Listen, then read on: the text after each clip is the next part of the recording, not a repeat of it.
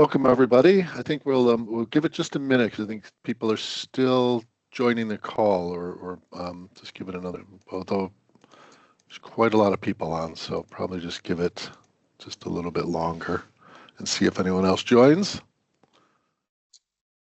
think we were expecting a pretty full room, and it already looks like it's 6 pages by my on my team. So really, really pleased to have so many people joining us today.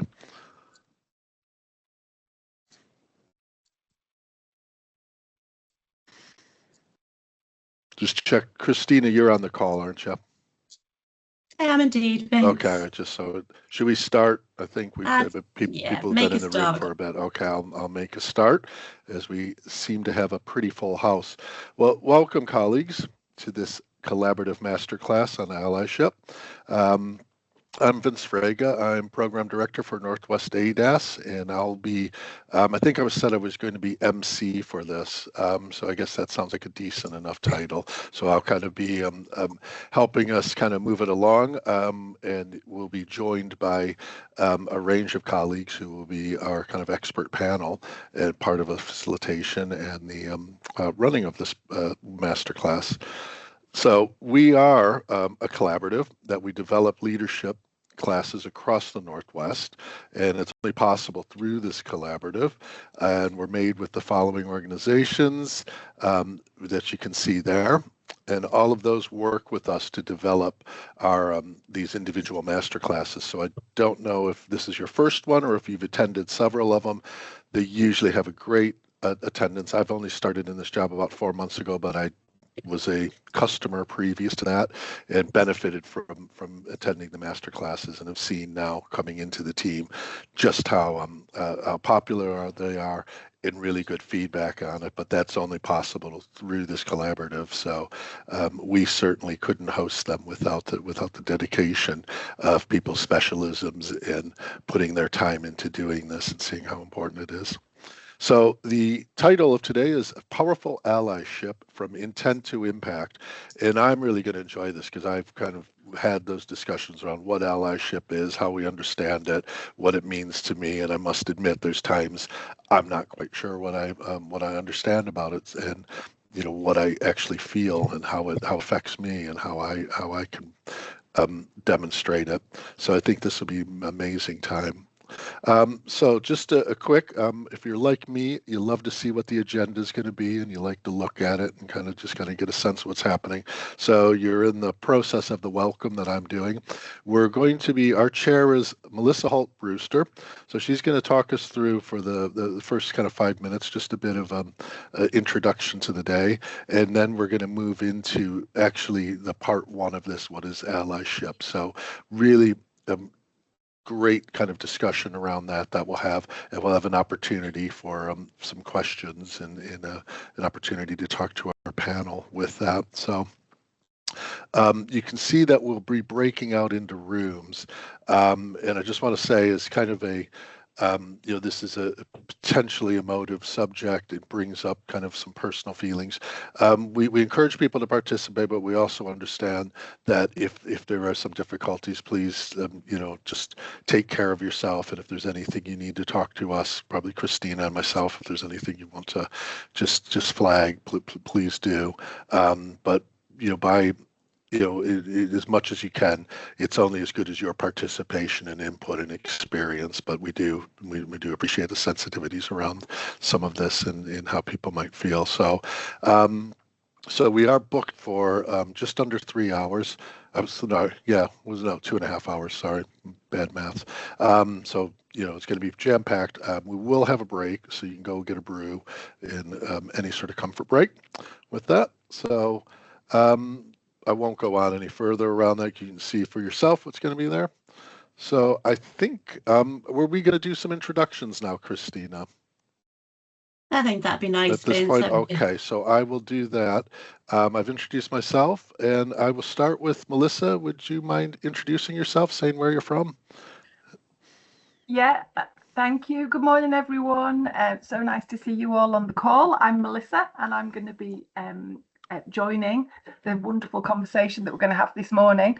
So I'm currently Programme Leader and Senior Lecturer at Liverpool John Moores University, and I'm partway through a doctorate in psychological safety, anti-racism and racial allyship, which is kind of what brings me here this morning. But my background is organisational development. I'm an OD practitioner, and I've worked in the NHS very recently for 9 years, and before that in Bolton Council, St Helens Council, Wirral Council, the Merseyside policy unit, which was a precursor of Liverpool City Region work. So I kind of know your context, and more latterly, health would be my context. And I now teach on their master's programme in healthcare leadership, which I love.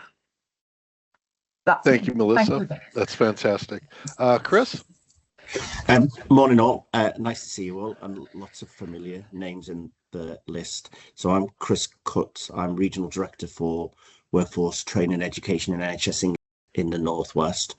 So what does that mean? So anything generally to do with the NHS and workforce and that education and training element comes under my portfolio. I can promise you I don't do it all. I've got a very talented team, but also obviously lots of people across the education system and all the elements of our employers.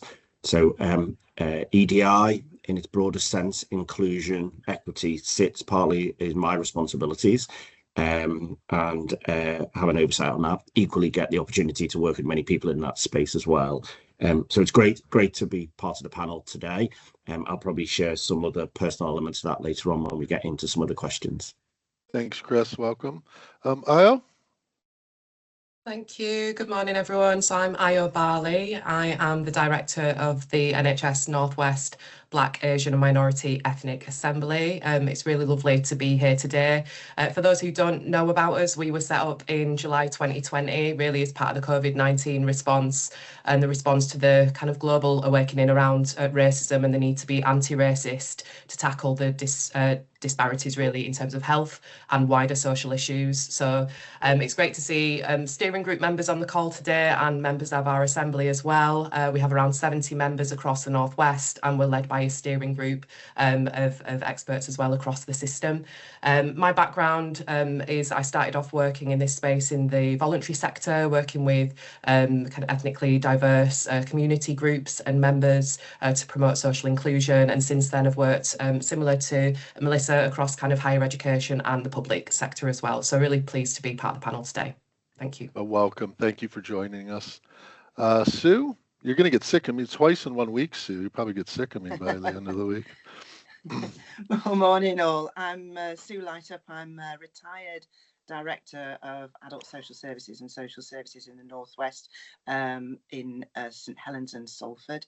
And in my retirement, I am heavily involved in issues to do with personal development. So I set up and run a national mentoring arrangement for ADAS associates, that's ex-ADAS members, the Association of Directors nationally, and I am a part of running and organising a Greater Manchester coaching organisation called Queen Bee Coaching, which is a voluntary organisation providing free coaching to women who are excluded from coaching elsewhere. And I do lots of other things as well, but I also support the Northwest ADAS with their EDI work and chair and help facilitate a Northwest anti-racism network. Lots of other things, but you don't need to know those for this morning. Thank you, Sue. And last but not least, Katie. Good morning, everybody. My name is Katie Olarancho, pronouns are she, her. I am the project coordinator on Foundations for Change frameworks for disabled inclusion. So those are frameworks which are co-produced with disabled people and the people who have power in their lives to make things more inclusive in both health, education, employment and community development. So allyship and inclusion are my bread and butter, and I also still work in community spaces to make that a reality for our local people in Stockport. Fantastic. Thank you, Katie. And I was a little bit remiss. I jumped the gun there. Christina, will you introduce yourself? Because you've been working really hard at bringing this together. So we need to introduce you as part of the crew.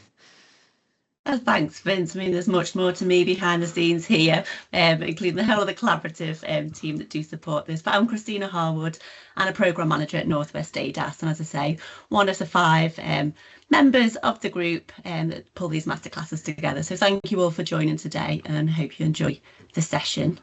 Thanks for keeping us organized, Christina. And I'll hand over, but I probably undersold it when I said a panel of experts. It probably exceeds that, really. So really pleased to have everyone here. So I'll hand over to you, now, Melissa. It's over to you. It is. Thank you. I'll just share my slides. I must say, Sue Lightup, you're the least retired person I think I've ever heard say I'm retired. Sounds very unretired to me. Anyway, so let's get on with the matter in hand, shall we? And we're going to put our heads into a space of allyship. And the title of today's session was all about powerful allyship. So that's kind of the focus. Now, let me start by saying what today is and what it isn't. Why we're talking about allyship this morning is because I want to frame it as something that isn't a nice to do. Allyship is absolutely fundamental to so many aspects of your roles as senior leaders. So I've picked out 4 kind of key points here that I think we'll just use as a bit of a backdrop for everything we talk about. You know, allyship is fundamental to building public trust and legitimacy in your roles. Allyship is fundamental to workforce retention and workforce engagement, and fundamental also to these complex places that we manage these days, these complex place-based leadership challenges that you face day in, day out: governance, quality, value for money. You know, all of this allyship is fundamental to. And also risk mitigation, and we're going to talk a little bit later about risk. Allyship and risk go hand in hand in many ways, but actually embracing allyship can really help mitigate some of the risks that you will face in your strategic leadership roles. So I will continue because I want to say that today, this session, it's a masterclass. It's not a basic allyship training program. We are assuming that there is some prior knowledge around allyship. What we will do, though, as I've already said, is we're going to focus on risk. We're going to focus on some of the things that you can do as leaders. We're going to talk about some missteps that can happen in the space of allyship. And we're going to talk about allyship not just as a personal concept, but as something that happens systemically. So I'm hoping there's going to be something in here for everyone. But if you were attending today thinking that this is going to be, you know, how do I become an ally? We're not going to spend that much time going into the real basic training program. So I hope this is what you were expecting. Just to box off, though, some of the basics I've just shared on this slide.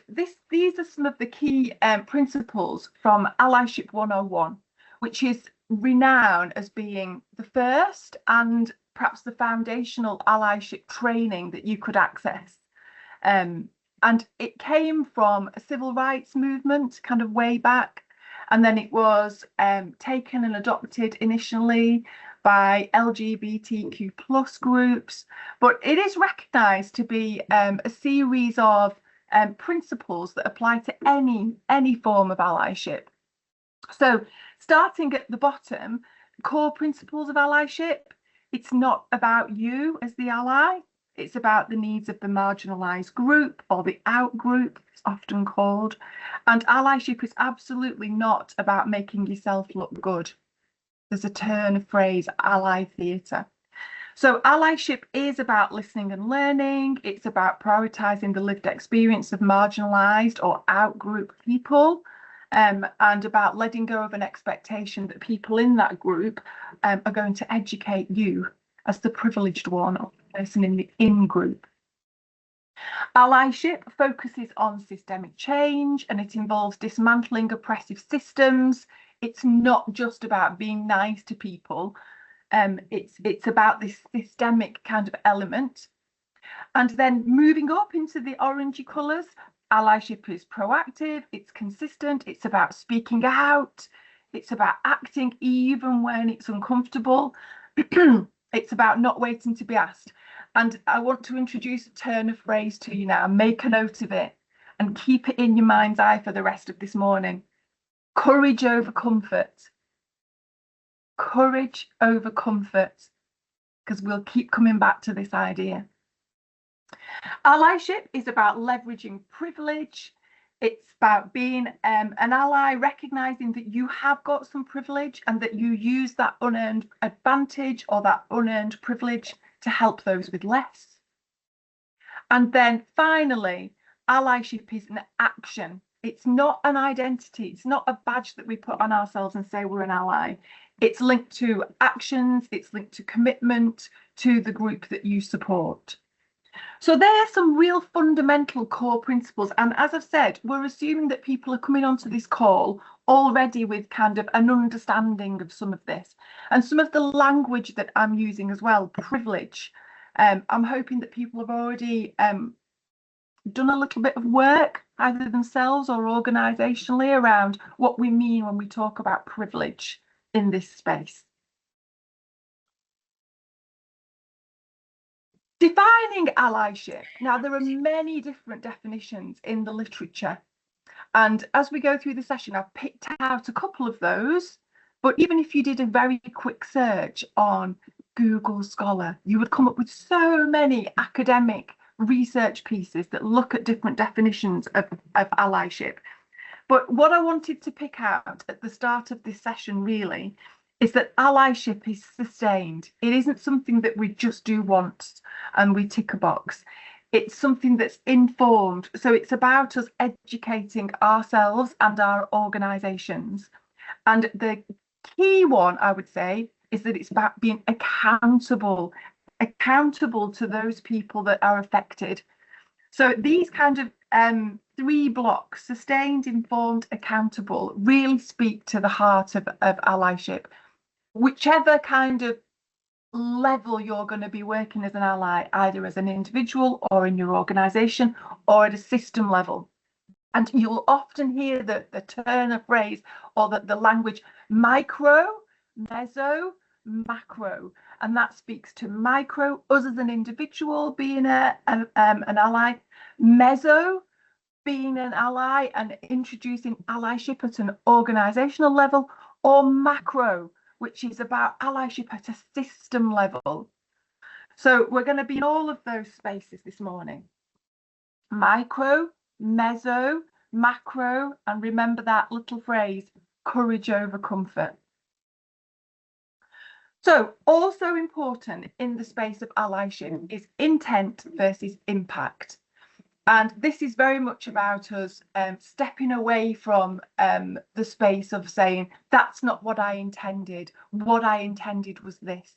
Because actually, in the space of allyship, it's the impact that matters. It's that accountability to the out group or the minoritized group that's important. And although as an ally, you could have a specific intention, what really matters is the impact that has on that minoritized group or the out group. So I'm going to start by introducing three ways of thinking about allyship really, and pay attention because we're going to ask a question on Slido in a minute about this. So three ways of thinking about allyship. So the first one is I want you to think about allyship as something that is a developmental practice. It's something that we come to as a beginner and we progress through a developmental pathway, if you like. And on all of these kind of options, the three options I'm going to give you, I've put some academic references in case people want to go find out more.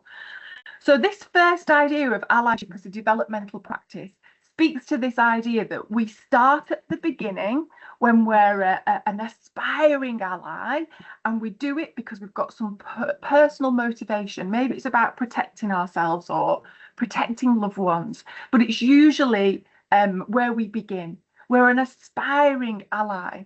And then through development, through personal development, we then become an ally who is actually no longer doing this just for themselves, but they're stepping into an allyship space for others. They're doing it to support outgroup or marginalised people. And then we finally move to the third stage of this developmental allyship model, which is where we're now in a space where we are being an ally for social justice. So we've stepped into that system thinking space where our aim as an ally is to dismantle systems of oppression. So back to that courage over comfort here. You know, right at the start of our journey, we've got to step into a space of discomfort. But then as we progress, guess what? That comfort doesn't go away. Potentially, it just gets bigger as we start to work in this systemic space. And the thing about allies, a developmental approach, is that it's non-linear. We're kind of going up and down and back and to across these three areas all of our lives. You know, it truly is a journey, and it's always a developmental process. So this is the first concept I'm bringing to you, that allyship is developmental. So make a little note. Is this speaking to you? Is it appealing to you? Does this fit with how you're feeling about allyship? Do you feel like you're on some kind of developmental journey? Because if so, this might be the kind of concept or model that you think, yeah, that's something that speaks to me. That's kind of the way I want to think about this. There is, however, a different way of thinking about it. So the second of the three models I'm going to talk about is thinking about allyship as a behavioural concept. So thinking about the behaviours that we as individuals are going to adopt as we progress. So behavioural allyship, three kind of blocks here for us to think about. Very much it's about interrupting bias. So we need to develop some behaviours that allow us to recognise and then interrupt bias when we see it and when we feel it. So again, courage over comfort. And then second block in this behavioural allyship model is sponsorship. And it's about how we can bring ourselves to step into a space with a minoritised group and what we can do in that space.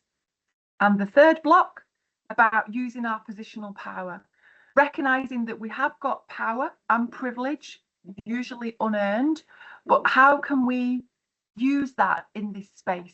And these are all behaviours that if you think, yeah, I like the idea of allyship being a behavioural thing, these are some of the things that you can work on.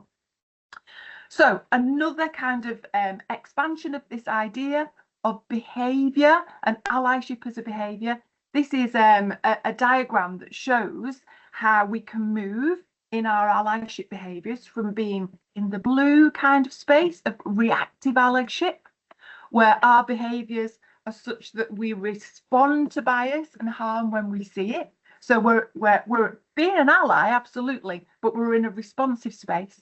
And then we move to be in a proactive space where not only are we responding when things happen, but we're now really kind of thinking ahead, we're addressing systems, we're really fostering inclusion as our way of being. And this again, like the developmental model I showed you before, is a journey.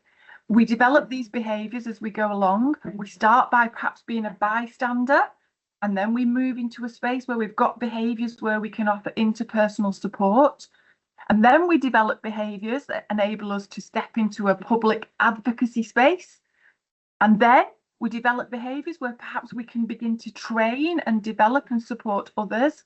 And we're in that space right at the end where we're then really working as an ally in a proactive way, really challenging and bringing about institutional change.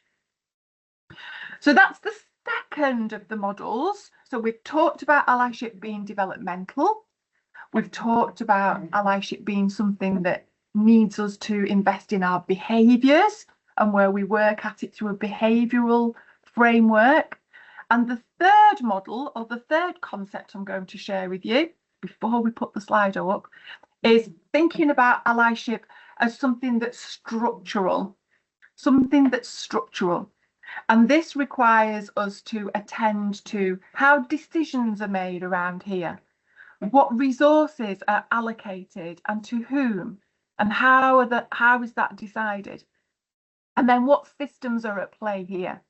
So when we think about structural allyship, we're thinking about decision making, we're thinking about resources, we're thinking about systems and how they support or take away privilege from people in minoritized groups. So in this space of structural allyship, I want to take you through some, I suppose, reflections of what structural allyship could look like. So starting with vacuous allyship, and these images I think are really powerful. I want you to think about your organisation, which version of this structural allyship represents where you are as an organisation. So vacuous allyship, there you can see the welcome sign, but everybody outside of the door. And then we move to performative allyship, where there we can see, yeah, people are in a room, there's a door open, but look, we've got a panel that are raised and they all look the same. People are kind of looking at them, listening to them. That's performative allyship. And then moving on to symbolic allyship. So look, we've got a door that's open that's allowed people in, and there's in a room that's closed. This is symbolic allyship. There's a circle with people sitting around, but then there are others on the outside. And then moving on to substantive and authentic allyship.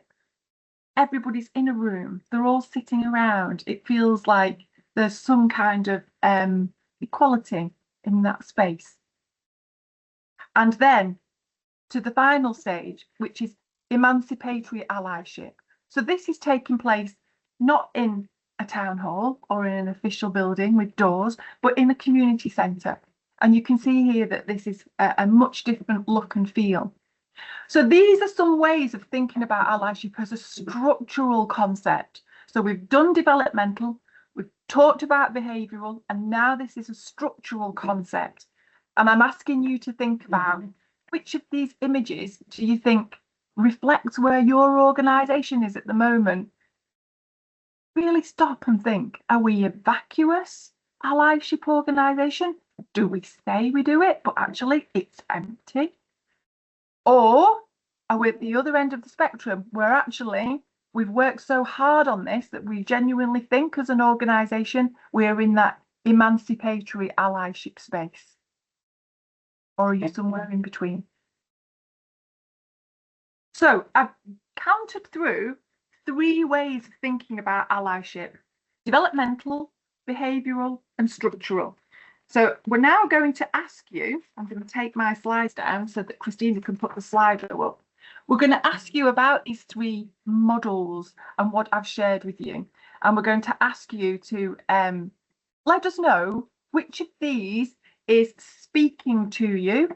So you'll see on the Slido when Christina puts it up, there are some options. So the question is, which of these models that I've talked about do you prefer? Is anyone kind of connecting with you a bit more than the other? So was it the developmental one that spoke to you the most? Or actually, was it that behavioural one where I moved from being reactive to proactive? Did that speak to you most? Or do you prefer the structural one? Do you like thinking about allyship in terms of that typology that I shared? Do you like them all? Do you think there's a place for all of those concepts and models? Or actually, do none of these float your boat?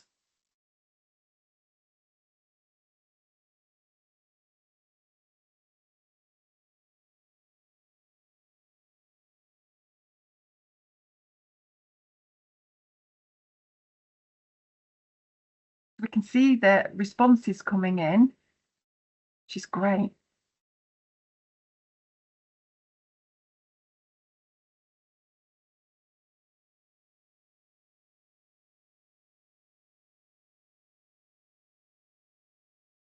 Okay, it's about equal, isn't it? It's about equal on the structural and behavioural. Yeah, people kind of liking that. People say they like them all. I think there is a place for them all. You know, you don't have to pin your mask to just one of them. There's a place for all of these things. So let's move into our panel discussion then, because I think that's where we're up to. And I'm going to hand back to Vince, but I will share the slide, Vince, so that people can see what we're going to ask of our panel members. That's all right. Thanks, Christine. Thanks, everyone, for taking part. Okay, thanks. Are you pulling that slide up, Christina? Because I've got the notes as well. So I'll share it, Vince. I'll put it up so that we can get panel members on. I think perfect. Just so we can remind ourselves. Thank you, Melissa. That was great. Really, so much to think about in such a short space of time. So our panel questions, and courage over comfort, that really resonated with me, kind of hit me, where it is really, you know, it's such a hard thing to do, but it is what it takes. So I think that kind of reflects on what the panel reflection questions are. So when has allyship cost you something, and what made it possible anyway? So I'm going to open it up. Those are pretty big questions, but I think it resonates with what we were just talking about. So is anyone going to have courage over comfort and go first? Of our panel. To go first, if that's. Thank you. Appreciate that. Yeah, no, I love that, courage over comfort. It makes me think of another phrase that a friend and colleague talks to me about often, which is feel the fear and do it anyway. And I think when you get to a certain stage, in your own journey, you get to the point where, you know, that constant pushing makes you realise that actually to do anything positive in life, there's always going to be fear there. So trying your best to push through that is really, really important. But yeah, I suppose when I think about this question, when has allyship cost me something, I think more, Melissa, I guess from a perspective of the personal cost. I think that what we see in society when it comes to kind of allyship and advocacy is that it's often unequal in terms of the people who maybe step up. Often it's people who maybe have a personal interest, maybe family members who are maybe affected by being marginalised and therefore speak up on their behalf or on their own behalf. And I think what that can create is an additional cost or an additional tax to communities who perhaps are experiencing inequalities. Whereas if we were to kind of share that load and particularly look at that positional power that we've spoken about already so far, that would really help lift that burden, really. So I hope that through the session we can kind of share a little bit about why that's important in particular. Yeah, I guess the example that I would share was a few years ago where I'd started in a new role within a university, and the university did a lot of work within West Africa. I've worked in many different institutions and organisations, and sometimes when you step into an organisation, you can feel quite early on what the culture's like. And particularly if you're from a minoritised group like myself, in terms of kind of being from a working background, being racially minoritized and also being a woman, you kind of always are kind of looking for signs or signals that you're in a place that you're going to belong, that's going to treat you well, and that you're going to be able to progress. And I had a very strong instinct, even within the first few weeks, that there was something wrong within the organisational culture, and that was from seeing a lack of representation of people that looked like myself at trustee level, board level, and just seeing a big disparity really in terms of the imbalance of people who were able to be in decision-making positions. So I kind of sensed something. So I guess I was new to the organisation, so I could have kind of sat back and kind of spent a bit more time observing. I could have said nothing, given that I wanted to make a really good impression in the organisation and it was feeling unsafe. But I made a decision that I wanted to see whether I was the only one thinking and feeling this. So I decided to kind of very purposefully speak to some colleagues one-on-one who were from similar backgrounds to myself, to see if they had any experiences within the organisation. So I guess the way that I approached it was to listen and to just almost validate the feeling that I was having. And what came out of some of those kind of one-to-one private discussions was that there were quite a lot of issues really, particularly in relation to colleagues who were in that organisation on visas, perhaps not feeling that they were valued as much, or there being some power imbalances. Also, some colleagues who didn't have English as a first language feeling that they were being sidelined. And there were certainly issues around kind of inclusive recruitment, and colleagues who were white within the organisation much more likely to get promotions, even though some of the black colleagues had much more in-depth qualifications. So it validated the thought that I had. I decided at that point to speak to the global director of HR, which was someone that I'd kind of built a bit of a rapport with, just to mention the fact that I'd, noticed this. Other colleagues had kind of affirmed it to me. And what that enabled me to do, by having a conversation with someone who did have that positional power, was to start a ripple within the organisation. No one had ever previously spoken about the fact that there was such a optical kind of disparity in terms of what the organisation was set up to do, but the lack of presence of the very communities that they were meant to serve. So that did start a ripple, and the organisation started to tackle some of those structural issues and step up as an ally. It wasn't easy for the organisation because it meant unveiling a lot of inequalities, but what it did allow the organisation to do, and me as an ally, I suppose, is to have that accountability around, if you notice something, not saying it does more harm to yourself and to your organisation really than actually saying something in the end. So I was really pleased that outcome happened, but I was only really able to do that, going for the second part of the question, because of my positional power. I was in there on a permanent contract. I'm British. A lot of people find it easy to relate to me as well because I'm lighter skin, I'm mixed race. So there's lots of things about my positional power which actually made it easier for me to bring up that conversation rather than other colleagues who perhaps had been observing this for some time but felt unsafe to actually mention it. So yeah, it was an experience. There is definitely a cost to it, but I'd say the benefit to it massively outweighs it. So yeah, that's what I wanted to share.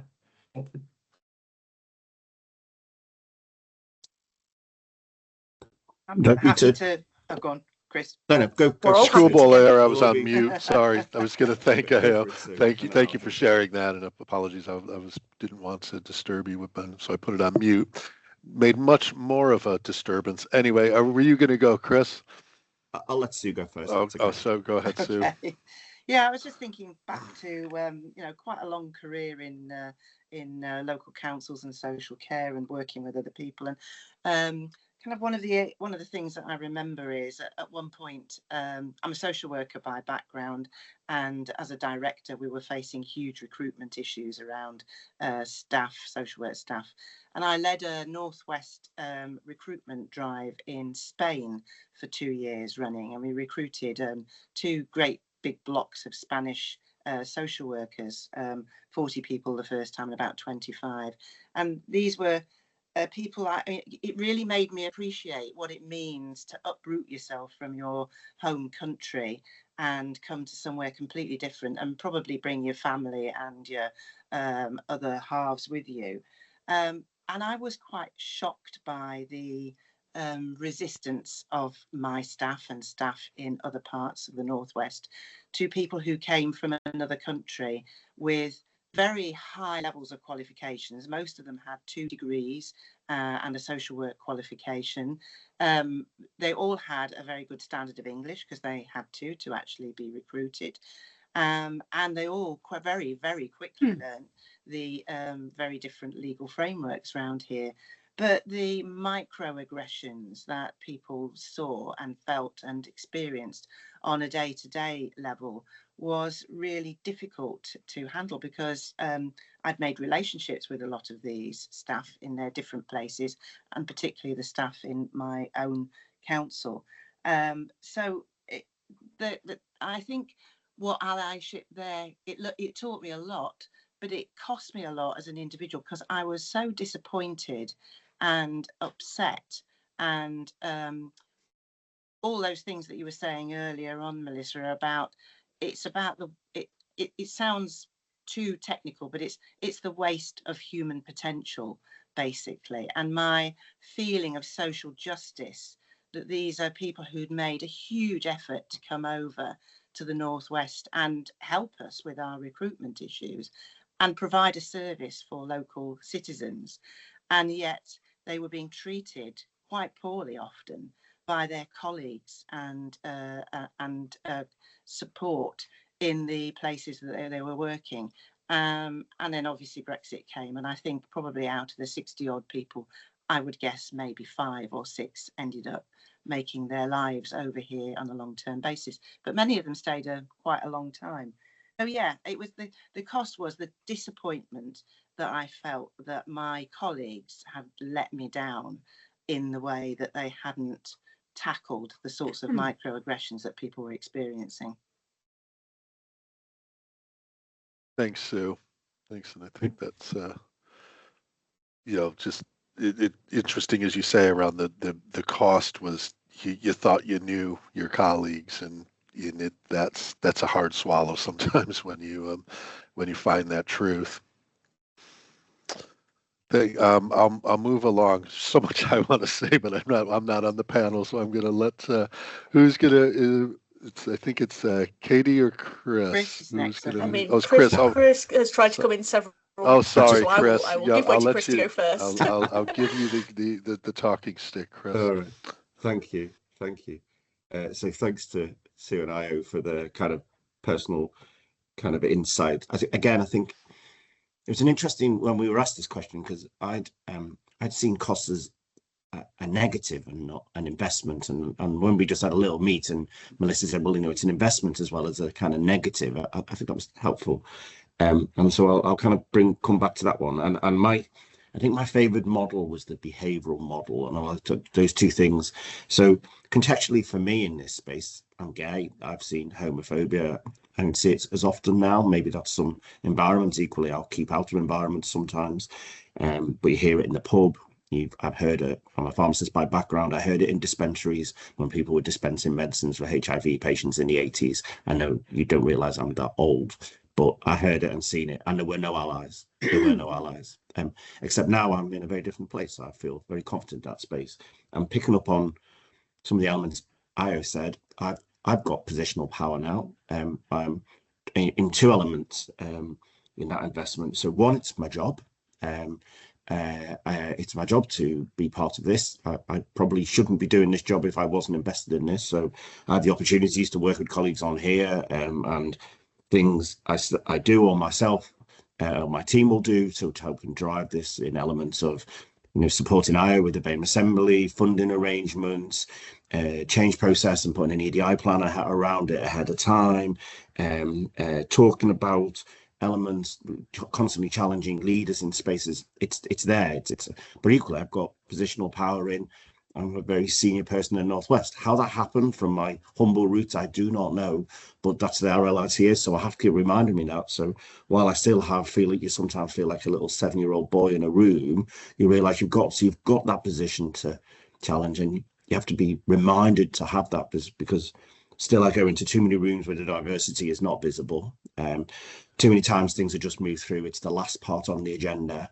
And people set up agendas like that, and it's always the last element of it. Workforce is generally the last element, and then the diversity beyond that is always beyond that bit, in a sense. And it's a forgotten agenda, and as a positional power, I took the brave moment in a room of all chief execs in the Northwest to ask Jim Mackey, the chief exec of the NHS, why is inclusivity fallen off the NHS agenda? Why? We don't talk about it. That has changed, because literally the week later, there was right-wing marches in London, which were horrific, and actually suddenly the NHS realised, actually stepped up. So it was happening, but sometimes it's that positional power that allows you to do that one. And then there's the personal bit about learning, training, attending events like this, understanding. I'm just reading the book Yellowface at the moment. I can't work out if it's the most racist book I've ever read or really challenging me around race equality. I haven't got to the end yet. I'm hoping it will give me, but there's those elements of working your way through that one.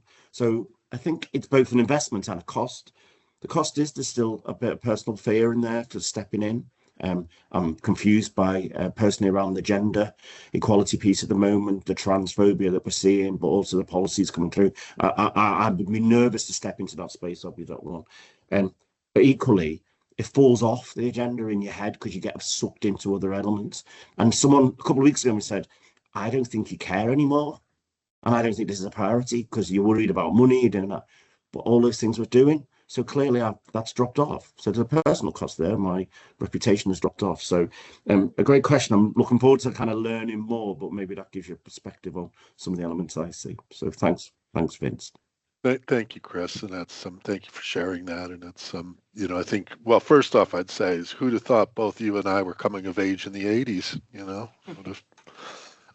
But I think with that cost, and I think as you rise in leadership, that's sometimes challenges you with the varying priorities, and things drop off, and that challenge, if someone's trusts you enough to say that to you, that sounds like you're still doing the right thing.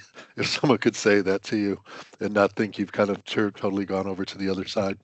I think that's thanks for sharing that, Chris. I think you're anchoring our discussion, Katie. So I will hand over to you. I will be quick because I do know that we need to move on. Yeah. So I will just share very quickly from the disabled person's perspective, this idea of cost is very different as well. And when it comes to allyship, because there is a myth that being an ally to a disabled person means paying for a lot of reasonable adjustments, and they will all be incredibly costly and things. And this is not true. It's been proven not to be true multiple times in different sections of research. So that's the first thing that I do want to raise, is that the cost when it comes to being an ally to the disabled community, first and foremost, is rarely monetarily. It is often the ego death that is the cost. You have to let go of the idea that when it works for you, it's fine, and that everything should revolve around you. As Melissa was saying, it's that courage over comfort. Your comfort often will be at the expense of disabled people. It will be at the expense of their inclusion in that space, and that is the first thing you have to give up often. But I have been through this many times. I am a community worker. I have to make it accessible for the disabled people to access projects, but also to be volunteers in those projects and give back to their communities in the way that they are able to. And no matter what the cost financially, to my ego, to the way that we run things, the way that we do things, the way things have always been done, it has never felt like a cost, because the return on that investment, thank you, Christopher, for pointing it out as that, has been much greater than anything it would have cost us. So I find this a really difficult question to answer, but it does come in an intersectional experience where I will give the story very quickly. We were offered a volunteer from another service who would come to us with a great many skills that we sorely needed, but we were informed that this volunteer came with some views and no apprehension in expressing those views regarding trans people and people with mental health conditions. This described 2 of my young people volunteers who were gaining confidence in their role finally and beginning to participate over what had taken them a long time to adapt to. And I refused this volunteer. I lost an opportunity for skills. I damaged a relationship with a partner organisation because I could not put them at risk. And that is the biggest cost I think I've ever had to pay, but I haven't felt it at all because they weren't in the place anyway. And I still had these 2 young volunteers, and their presence in that space is educating everybody who's there. They're providing new viewpoints, they're providing new experiences for everyone, not just themselves. So it rarely feels like a cost. Oh, thank you, Katie, and thanks, Chris, for framing it slightly differently, because I'd read it as is exactly we did.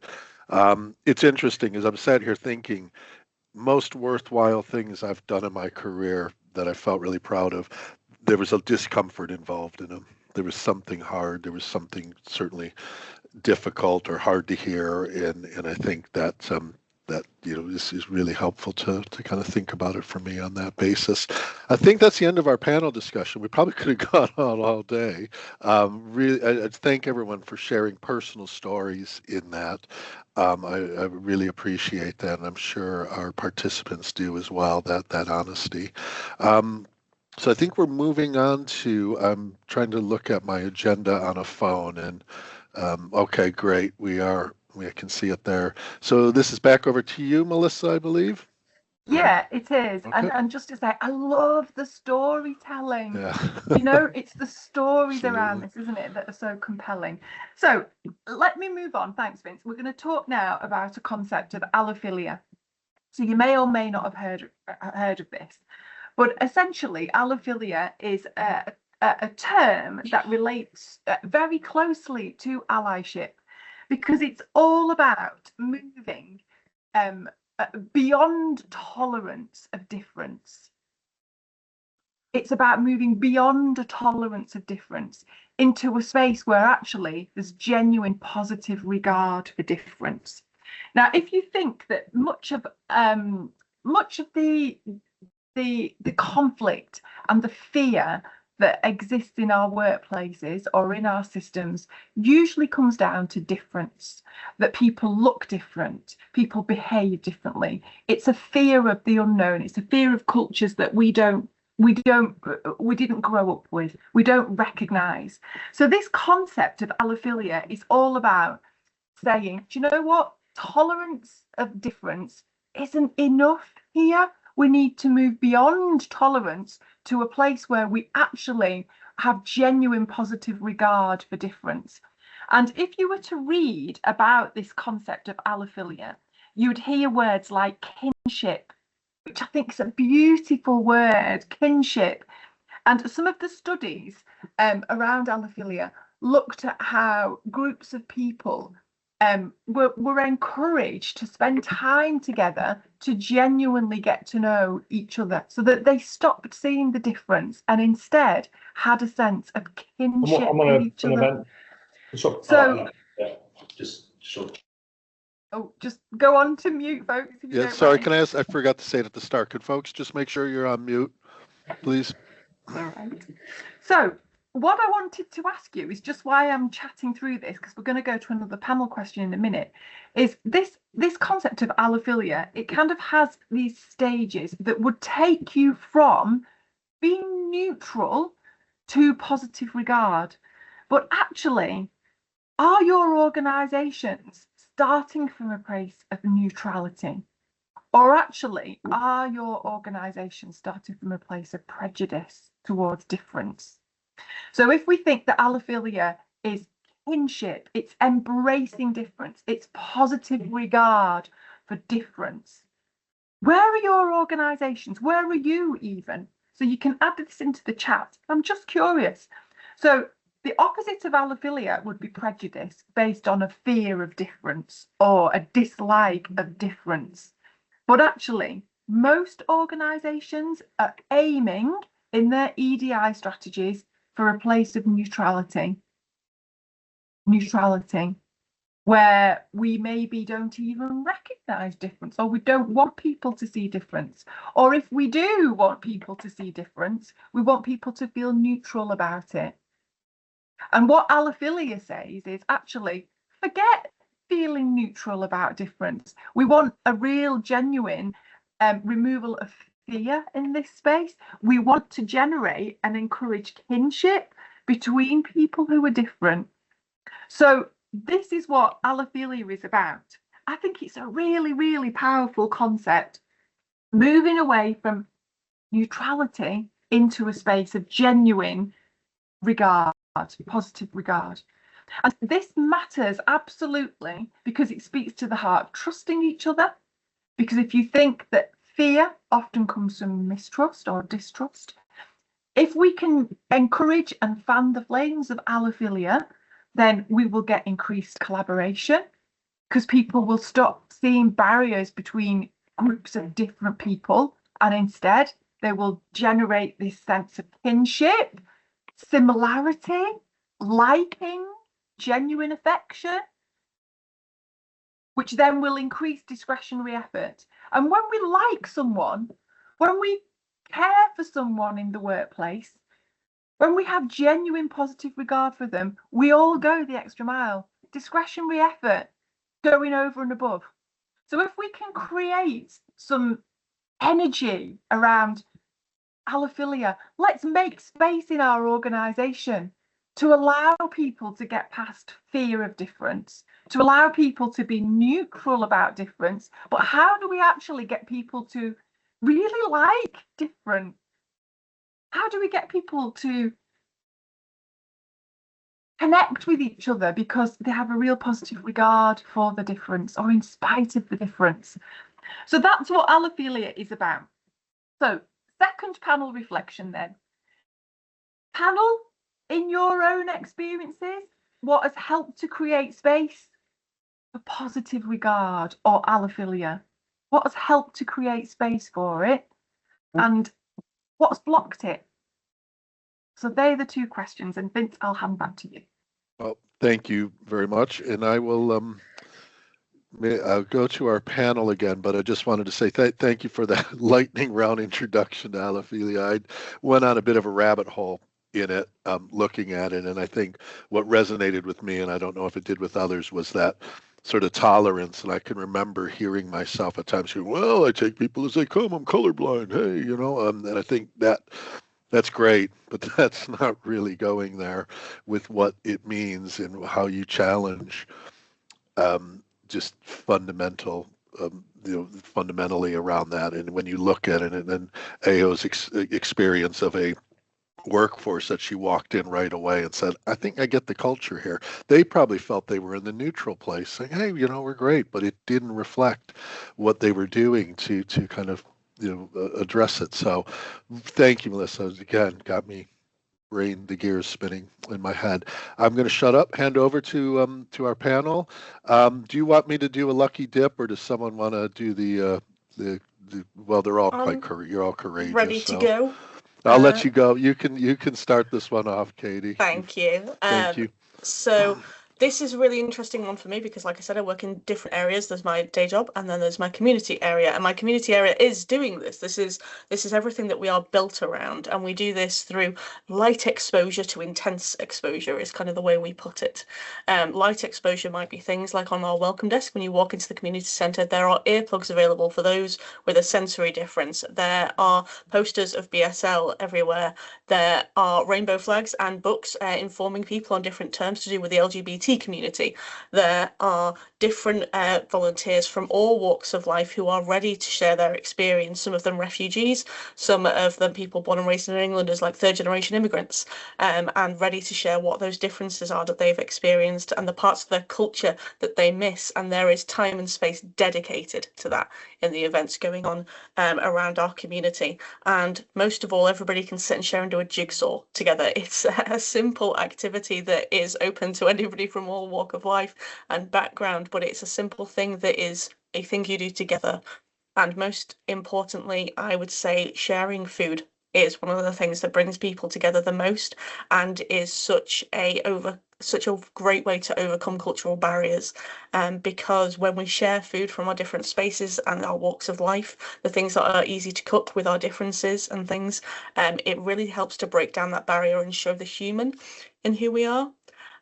Those are the things that work in my community centre. I can't do those in my workplace. It's different. And in the workplace, what I have found is it's still about exposure, but it's about being really clear with that exposure and education first. We found in workplaces that understand the social model of disability rather than the medical model of disability, they find it so much easier to celebrate the difference in their disabled colleagues. So I would say it's a mixture of education and exposure therapy and just being really, really clear. But of course, there are times that will be blocked. And my example from before is one of those. We did have a long discussion about whether or not that gentleman could benefit from the exposure he would gain in our community and the opportunity to speak to people who are experiencing what he was so prejudiced against. But we did decide that it would too big a risk to put those volunteers in that position. If they had said they were up for such a challenge, we would have aided and supported them in that, but they weren't in a place ready for that. But one day, hopefully, somebody will give him that opportunity and he can learn and grow. Thank you, Katie.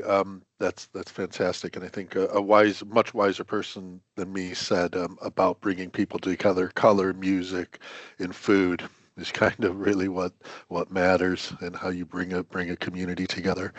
Thank you. Are we going in reverse? Should we do that?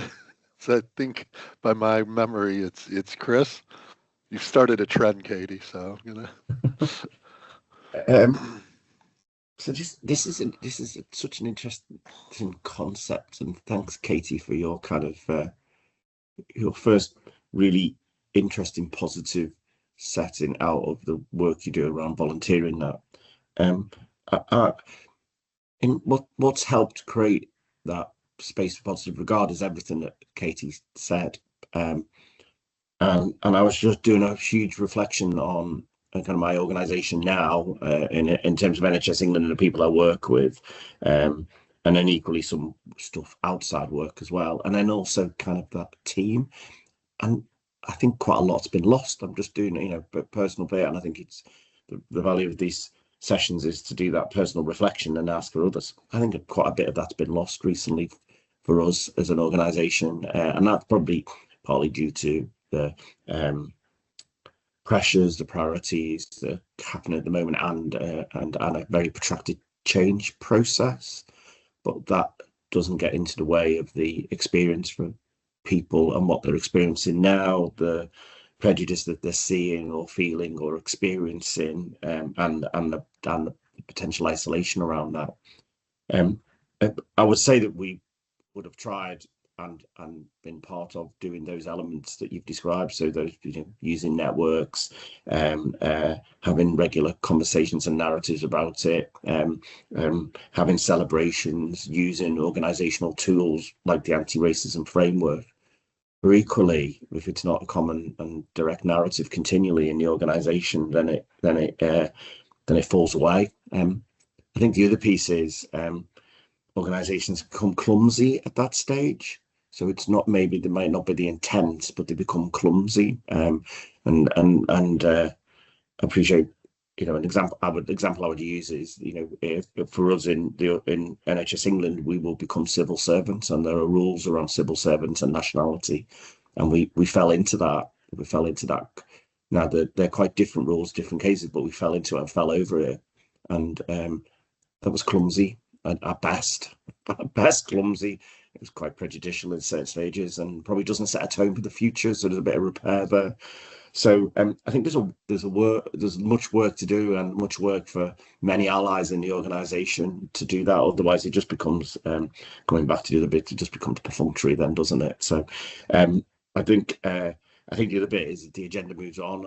I will come back to that transphobia agenda as an element in that's a space, because I think that's where the world around and the context of the legal context are changing, and so the organisation needs to be ahead of that and thinking what that through, and it probably isn't in most organisations out there. So probably a roundabout answer of saying I'm not sure.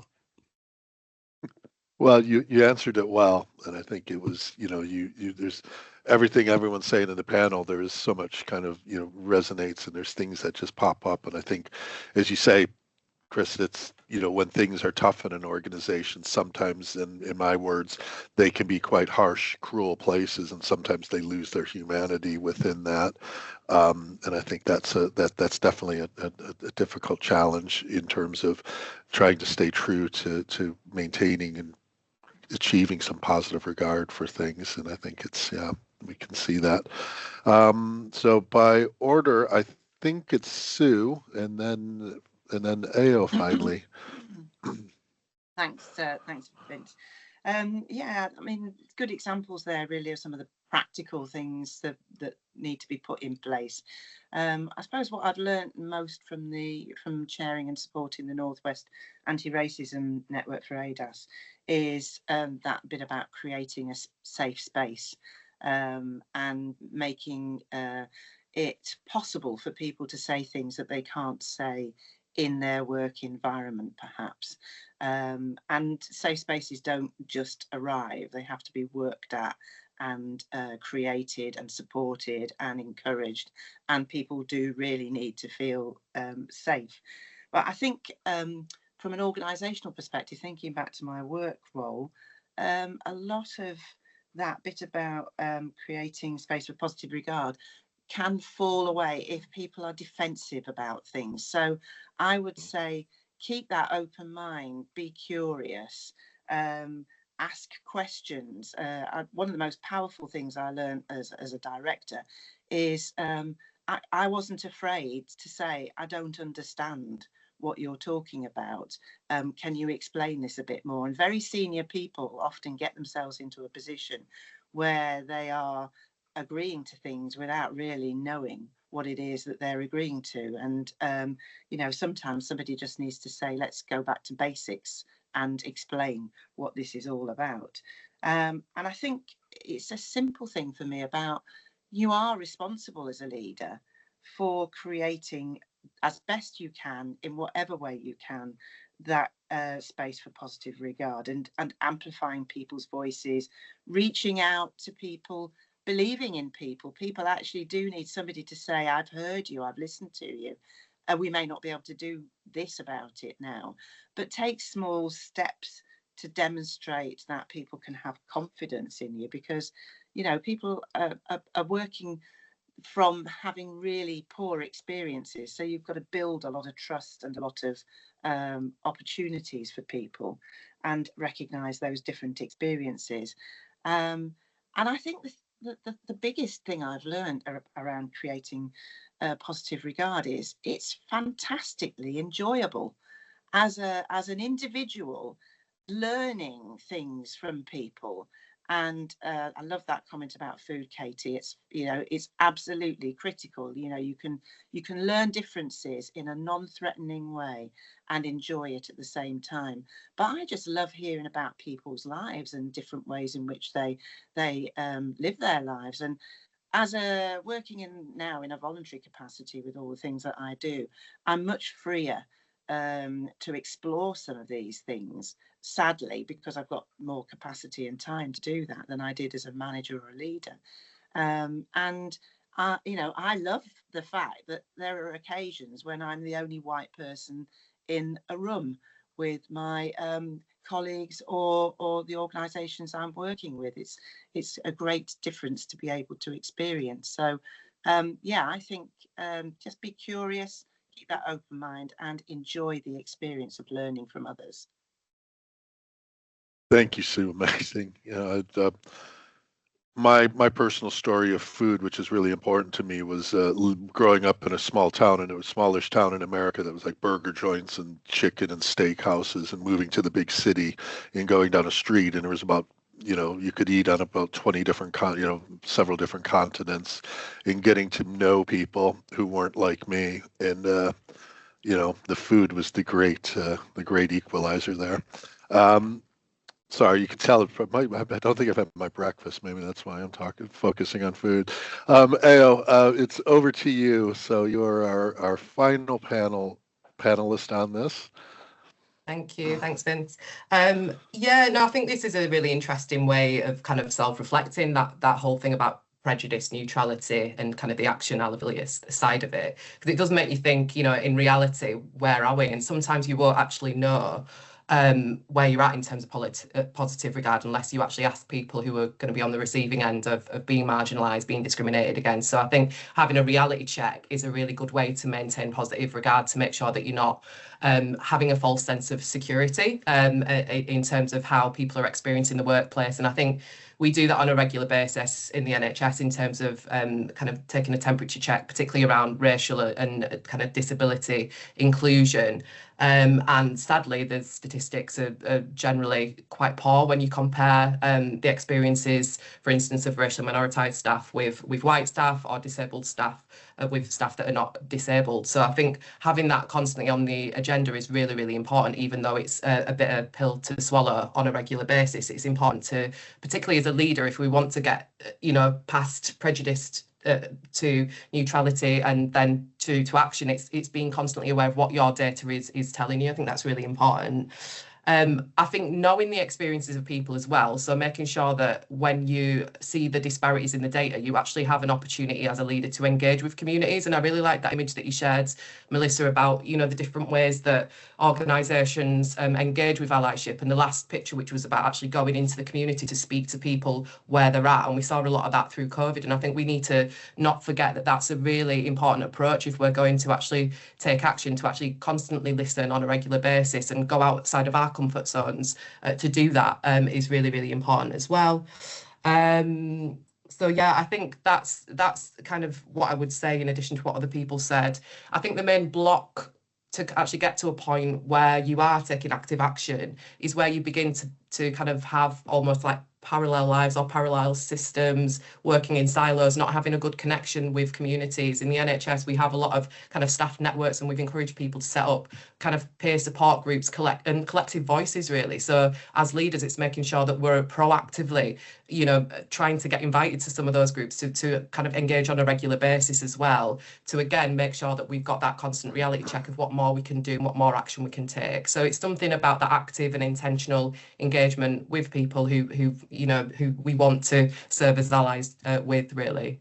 So yeah, I'll stop there. Thank you. Well, thank you, Ayo. That's great. And that point around data is really important. And in my last job, I remember the penny absolutely hitting me, well, not just dropping, hitting me upside the head around roles, recruitment, retention, pay, and what that looked like as a diverse. It wasn't very diverse. And I think that was something that was just staring you in the face. So I think it's really a really important point.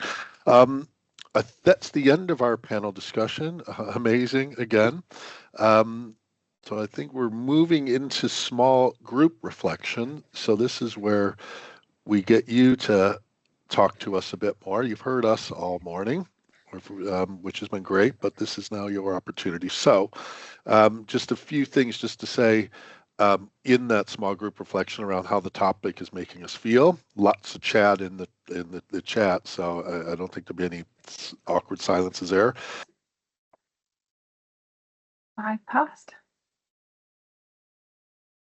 Thanks. Are you welcoming everyone back? Sorry, multitasking busted. So welcome back all. I think we are now on our second half of our session workshop, or masterclass rather. Hope everyone got a break and was able to take a bit of a comfort break and get ready for this session. We've got we had our breakout sessions, so how did people find that? Was that okay? And did we hopefully they were self-managed, so hopefully it generated some good conversation. And are we moving on to some slides now, Christina? I'll put my slide back. Thank you. Okay. Thanks, Melissa. Okay, so we've talked so far about allyship in terms of those three models: behavioural, developmental and structural. And then we've talked also about this concept of allophilia and kinship and removing fear of difference. So the next topic that we're going to touch on is when allyship goes wrong. And in the academic literature around this, it's often referred to as missteps. So when there's an allyship misstep. And the three probably most common missteps or mistakes or things that people don't quite get right when they're working in this space, I've just made a note of here. So the first one is this whole idea of speaking over, which is where the person with the privilege or in the majority group brings their voice to the space rather than creating space for the person in the out group or the marginalized group. So this whole idea of speaking over rather than creating space. The second point we did mention right at the start of the call, an often recurring misstep is this idea of centering the ally. So we're going back to this idea of allyship theatre, where people are participating in what they feel to be allyship, but actually in doing so they're centering themselves and their own efforts. So it stops being about the marginalized group and puts the focus on the ally. So this can happen at an individual level, but also organisationally, where an organisation may attempt some kind of collaboration or co-production, and in doing so, then bang the drum so loud about the fact that they've done that, and this is how we did it, and this is why we did it, that actually they centre themselves. So they centre themselves as the ally rather than the outcome of the work and the voice of the participants. So that's the second misstep. And then the third one retreat after feedback. So this is a really interesting one, and this speaks to a mistake or a misstep that occurs when people step into that space of being courageous. So they hear that phrase, courage over comfort. They step into a space to be courageous. They will speak up, speak out, call something out, name it. Io gave examples before, others have given examples, Chris did as well, and Sue, actually everybody, where people have stepped into a space, they've named it, they've called it out, and then the fear gets them. They get back into that grip of feeling vulnerable, or have I stepped too far, or what's this going to mean for me? And they retreat. So they may then apologise that they brought it up, or say, but it's okay, I understand why that happened. So it's about stepping into a space in the first place, to call something out, to name it, to raise a flag around it, to be courageous, but then not see it through. And we talked right at the beginning of the call about accountability to the marginalised group being one of the fundamental principles of allyship.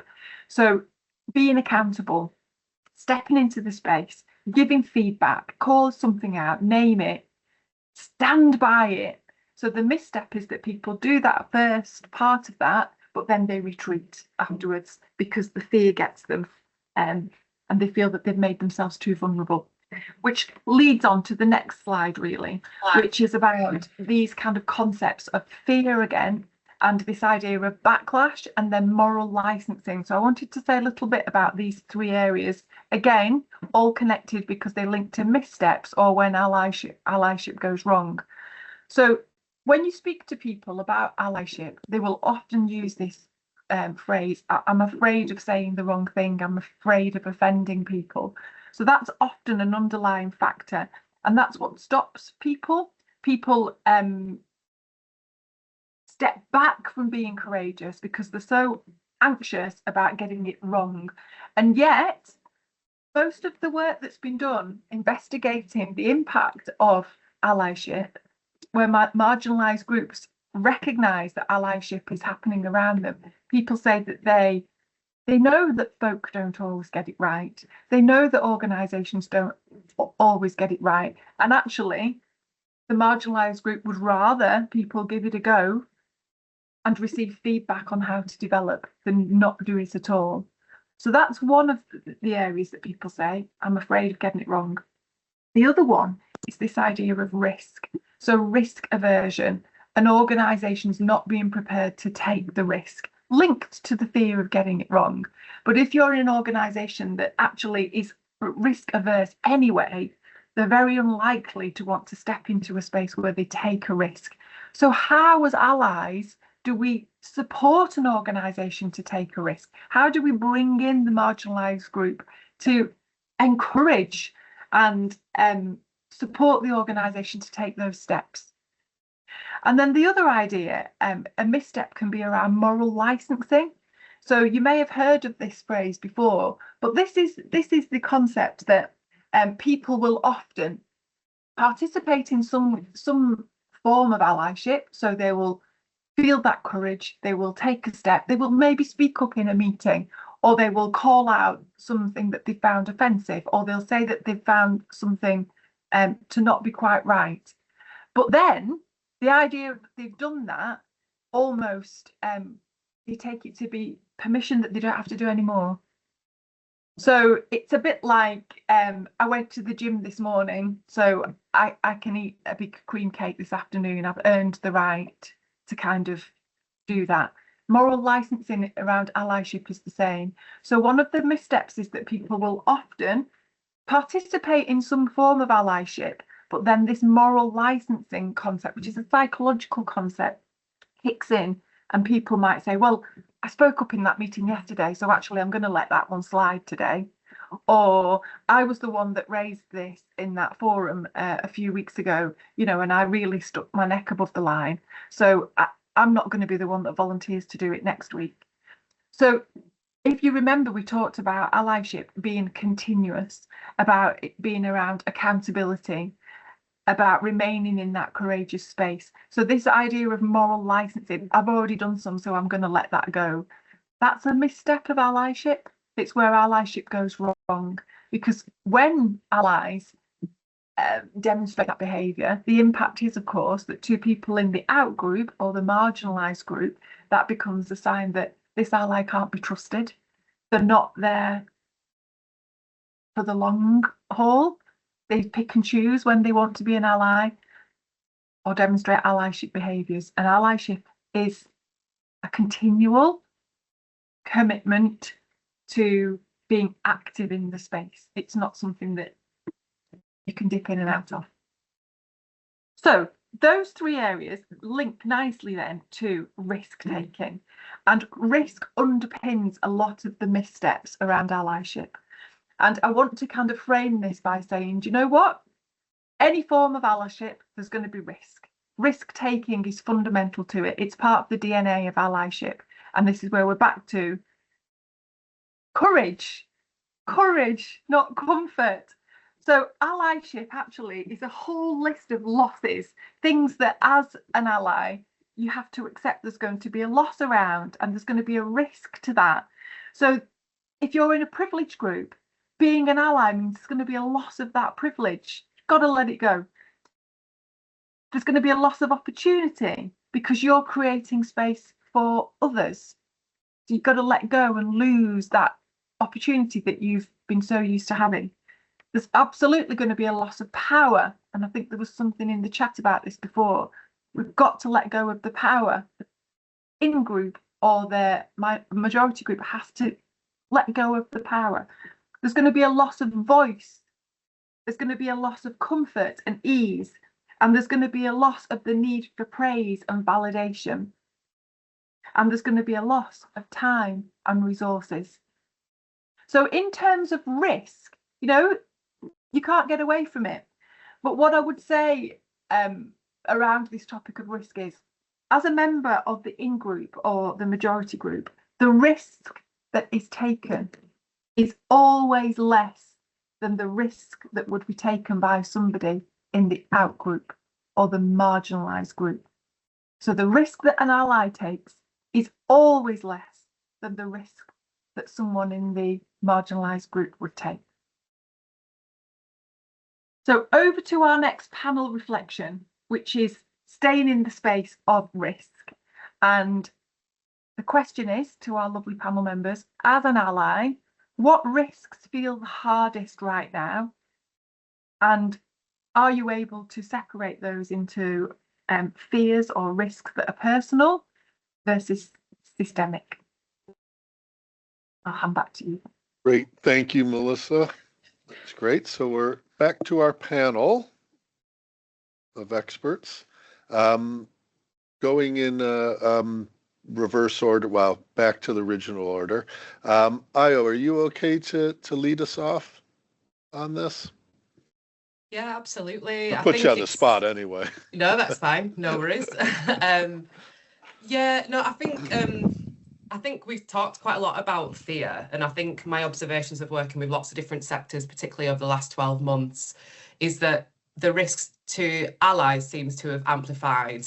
But obviously, as has been discussed, the risks to communities who experience racism, homophobia, lots of other barriers in society have been amplified much further than the risk for allies. So I think one of the challenges at the moment is because of the political climate, the socioeconomic climate, what's going on globally around the whole ability to actually have frank and open discussions about social justice, around race equality in particular, but other areas as well, has really increased the fear factor. And I think particularly for allies who are not maybe personally affected by a lot of the discrimination that marginalised communities are facing, a lot of the things that we see on the media, it provides that gap in terms of people's perhaps willingness to speak up.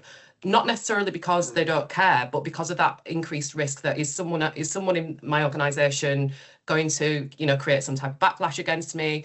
Is this actually valid even anymore? Is a question that's been coming up more and more, particularly when it comes to working in kind of local authority contexts in terms of the changing political climate and what's deemed as acceptable to say and what's not, seems to be shifting quite significantly over the last kind of 12 to 18 months. So I think for me, a big risk for allies is that if we remain silent in a context like this, then less and less people will speak up. Therefore, the regression is going to be much more amplified, really. So it's more of a risk that if we don't speak up at a time like this where it's more challenging, then it kind of creates even more of a risk to marginalised communities who have even less of a voice, to those of us who do have that kind of positional power and influence to keep talking about these issues, even when it's really unpopular to talk about them.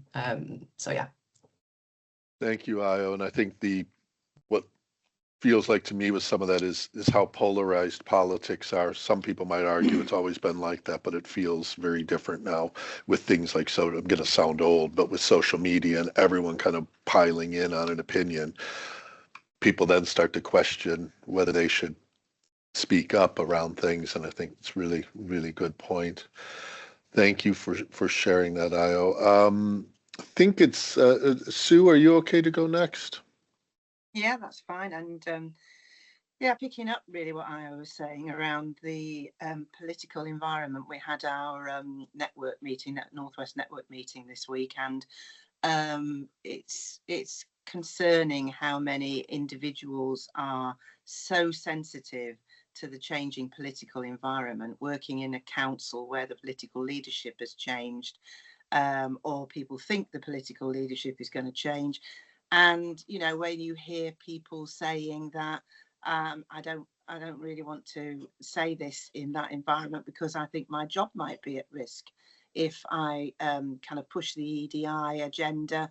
I'm concerned about the impact of that on me personally, and so it's a really risky time in terms of making this kind of explicit and having those open and frank discussions that we need to have, and sharing those kind of differences.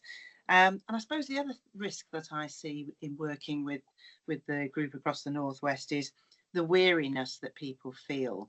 You know, whatever area it is that you feel marginalised, people have often had to fight for years and years and years to be recognised or to share their experiences, or you know, it's really, really hard for people to feel that something's going to happen if they yet again raise something that has been going on for a long time. I suppose the difference is that in terms of personal fears, I'm in a really lucky position. I don't have anybody paying me a salary. I don't have to worry about losing my job. I can say what I want to say at this particular point in my life, which is a wonderful place to be. So that's a great opportunity for me to be able to take perhaps bigger risks than other people can do in some of their environments and be more reassuring. But I suppose the area I find it a real quandary, and for the first time in my life, I think I've not felt confident in responding, is on social media.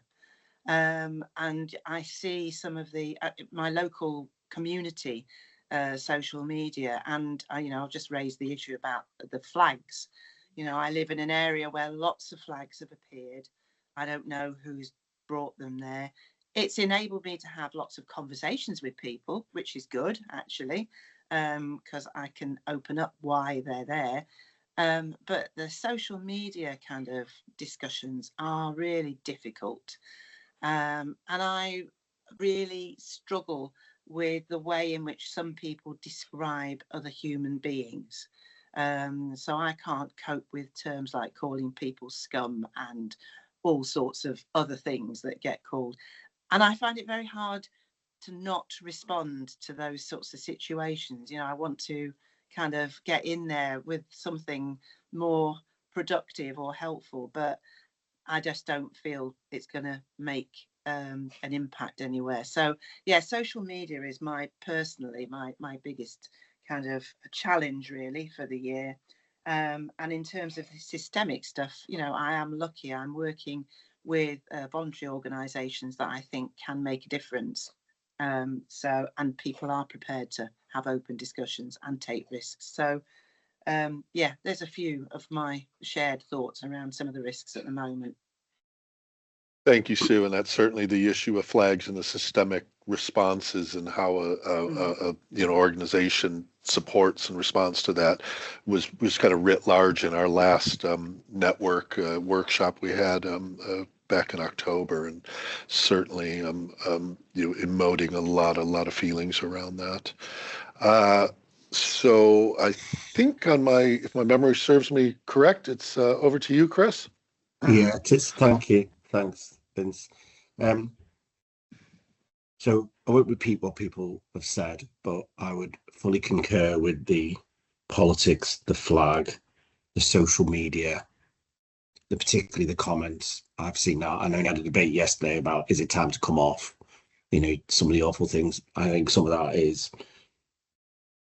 chatbot derivative stuff, as well as local communities, and that political environment when 1 minute language is used in a way. So the risks are there for discomfort and fear as an individual sometimes, possibly in an environment like I work in, that is less likely, but in the car park of an acute trust where we know people have shouted racist slurs across car parks to staff, would I intervene then? Would I step forward? I think we've all stood in the airport queue, where the queue, because the of EU rule changes, is now much longer, and you see the non-EU, non-European, non-British queue shut, and I've heard people in the queue there shout and say, "What's going on here? We voted for Brexit. We should get through faster." Am I going to intervene in that stage? Probably not. So while the workplace is there. So there are risks, and I think I said very at the beginning around that kind of personal discomfort and fear around that. 3 bits for me: the flip-flop. So we've got an amazing thing in the Northwest called REACH, which supports refugee and asylum seekers who've got healthcare qualifications from overseas to become registered in this country. It is a much more effective and quicker way to do that. We flip-flop in policy. 1 minute we're funding it, next minute we're not. 1 minute we're celebrating, next minute we're not. That's the reality. It's fantastic. The individuals involved, and I'll call out Aisha, the lead, do great work, but we flip-flop. I hope you take that in the context of this being a masterclass, to say that's some of the things you deal with. 1 minute, it's a really great story and that, but that's one of the risks, and you've got to keep going and doing that one. The second, I've raised it a couple of times. I think the gender critical discussion and transgender is very, very fraught at the moment. Look, last week, 1 minute, the BBC is celebrating members of the NHS, and 1 minute it's celebrating. It is a really discomforting area. We need some view and discussion points on that one. But the final bit about risk, and this is a really important one for me, is we can be data-driven to challenge the bias. If you are of a person of colour, you are less likely to be on a board. You are less likely to get a promotion. You are more likely to be in an employment relationship issue. The data-driven. If our boards aren't diverse, our senior organisations aren't diverse, we can be data-driven. And the reality is I know people have listened to something. So I sound very old and middle class now. Radio 4, they did something the other week around. There's a beautiful program called More or Less, which challenges data. I don't know if people listen to it. It's so accessible. But big piece last week around inequality, and it shows the differences. And so what I would say is part of that risk is being data-driven and having that with you, because you can push back on that, because these things really exist. No matter what media might tell you, what my social media might tell you, these things are real.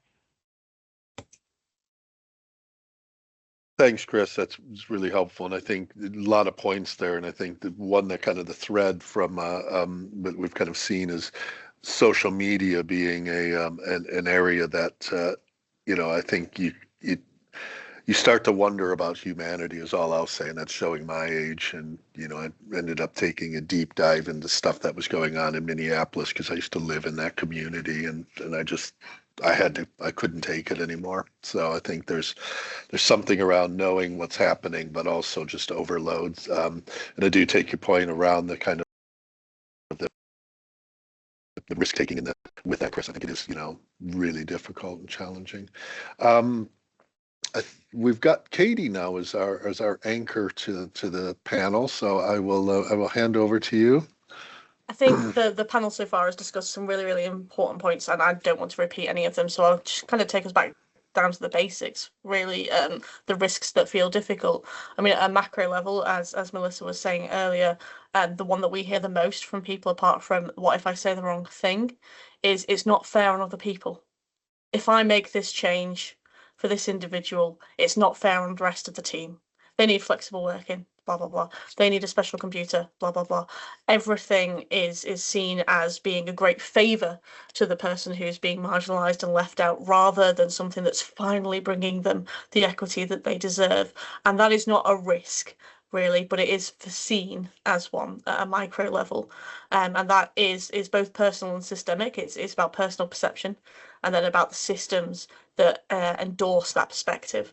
But then when we move to a more macro level, and we look back at the protests that were happening when they were making changes to PIP and things, our groups of disabled people were preparing for those protests with bags full of things to help them if they were tear gassed, maps to nearby safe spaces like cat-friendly cafes and things like that, how to best protect the people that they were with based on what disabilities they might have, if they were also suffering from any kind of intersectional minority experiences as well. So if they were a person of colour, where would be the safest place to get them to? If they were a trans person, where is the safe bathrooms that they can get to?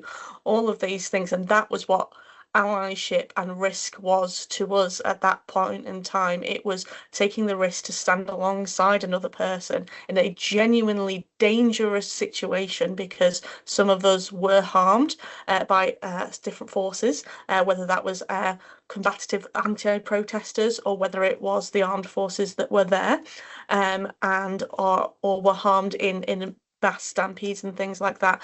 It was feeling like a very dangerous situation, and that was a very personal risk due to systemic issues. And that is something that we always have to think about when we are being an ally to the utmost, is how much danger are we really willing to put ourselves in, and how much can we risk there. I am proud of my disabled brothers and sisters and the allies who came with us on those protests and situations, and happy to say that most of us were okay in the end, but we did have to be prepared for that, and we are continuing that preparation as the climate changes around us. That risk is increasing, and yes, we need to ask for more risk from our allies, but the risk still majority then falls on the minority person, who is going to then really deal with the consequences of any risk taken. So I do hope that answers the question. I know somebody's got their hand up though, Vincent. Well, yeah, sorry, I just noticed that. Yeah, do you there's a person who has their hand up. Do you want to come in? Hi, I just wanted to say, we all assume that we have a lot of knowledge, whether it's coming to this group or just generally. I just wanted to say something about the flag raising. So when that happened and it was going up everywhere and it was all over the news and social media, obviously my initial reaction was just fear and people being mean to each other. I have a lot of mixed relationships in my family, so I didn't want to go there and ask them, what's going on, what's not, because it's family relationships. So by chance, I spoke to an EDI and I was saying, oh, what does this flag raising mean? Why has it got so many people's backs up? Because I didn't understand the background to it. And he simply said, oh, the flag is the St. George, and that's seen as English, and people are taking ownership, as opposed to there being a Welsh flag and a Scottish flag. Now, I didn't know at all what that meant until somebody spelt it out for me. All I see is the fear and, people going, one group against that group. So I just wanted to make it aware that sometimes we're dealing with the backlash and we're dealing with the repercussion, but we don't always know what the original issues are, if that makes sense to everybody.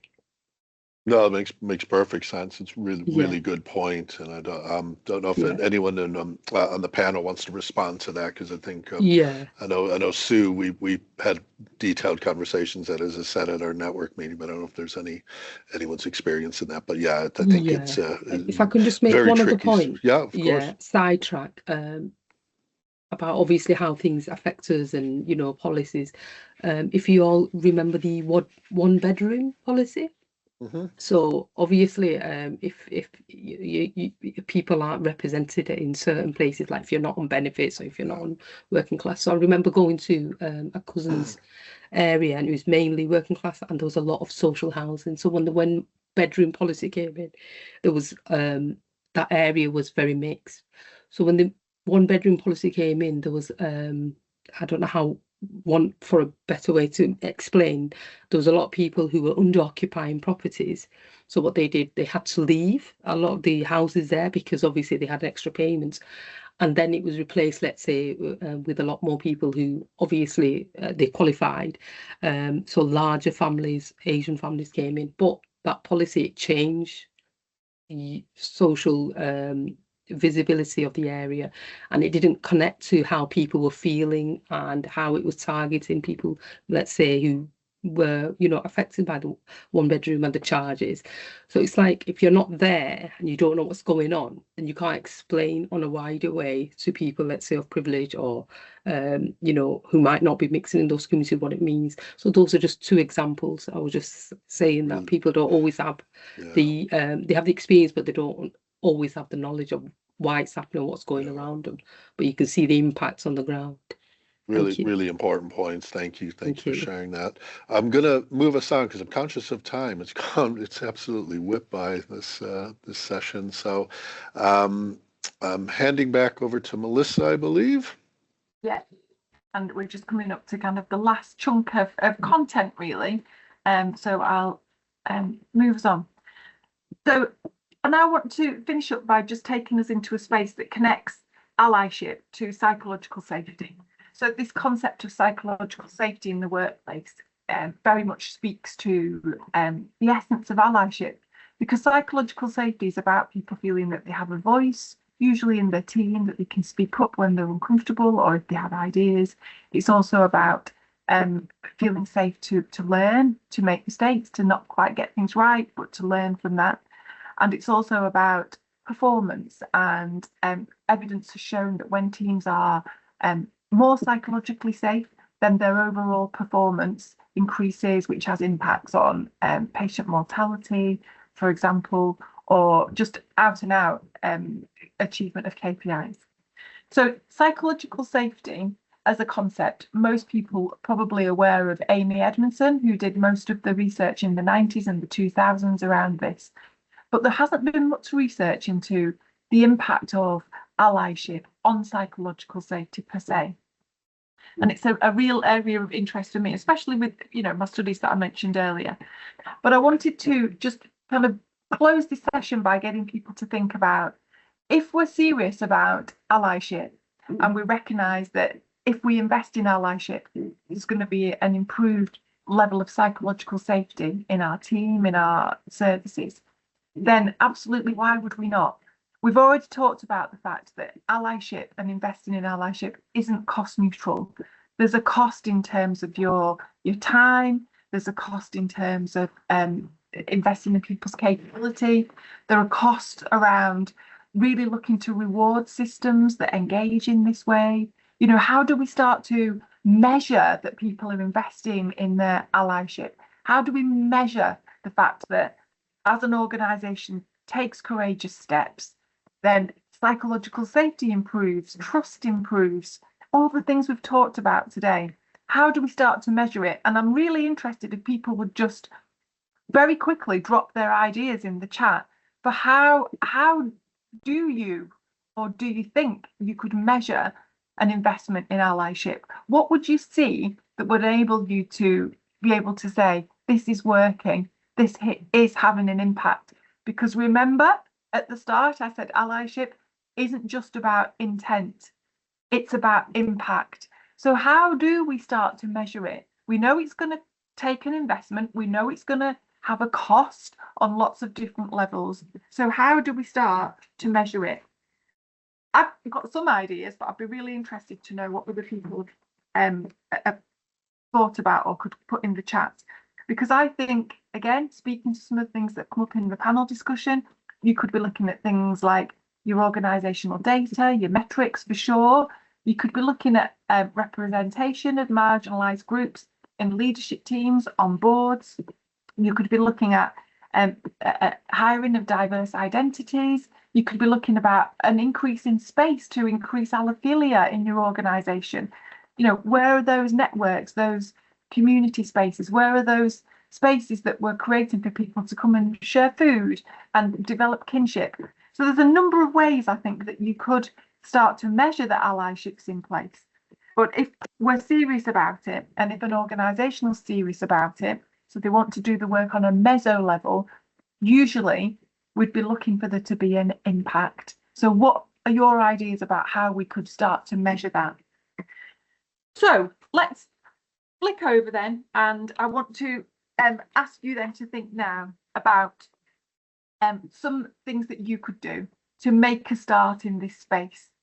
So I'd like you to think about a behaviour or a system or a risk that perhaps you'd be willing to take. And I'm going to ask you to think about those things whilst we go to our final pause, really, to our panel, and just to kind of get some views from them around investing in allyship and what advice they would give. So there's a bit of a heads up. What could you do to make a start?